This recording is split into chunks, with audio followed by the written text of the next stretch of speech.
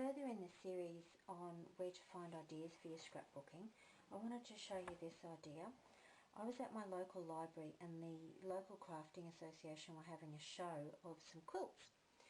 That gave me the idea for this layout, and what I've done is I've cut up little tiny pieces of paper into strips, into squares, and even tinier squares, and I've laid them out in a pattern like a quilt.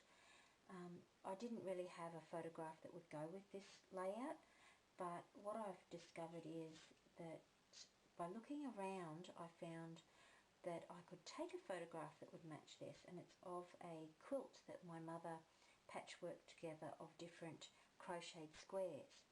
So in this case the layout came before the actual photo. So if you keep an eye out everywhere you go, you'll find some really interesting ideas. Another great place to think of is your ad in 3D magazine. I was looking in a magazine, saw this and thought it looked really pretty, so I pulled the page out and kept it aside, and I thought that the detail here would be really nice to add on top of a photograph. I could paint that on, or I could use gel ink pens to do the same thing. And if you don't feel confident about what you're doing, you could trace the design onto some of that clear OHP.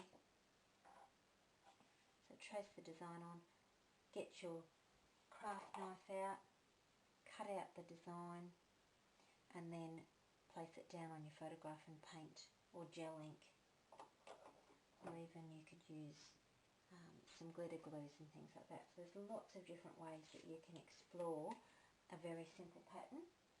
This was another advert that I saw in a magazine that I'll be using for one of my layouts, and I hope to copy this effect along the side by cutting out in the pictures.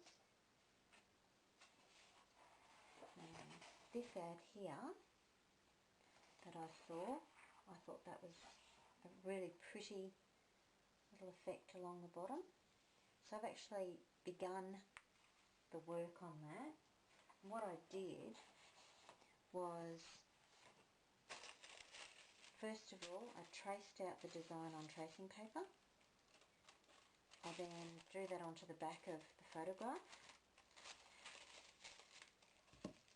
and then using my crafting knife I cut it out. You can see here I've actually followed through all of the cuts,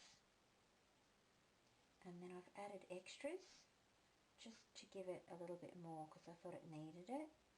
But that's how I'm going to use this simple idea from this magazine advertisement. I'm going to reproduce it in a layout. So I hope you like those ideas. I hope that they're helpful, and I hope that they'll get you looking for different ideas in different places.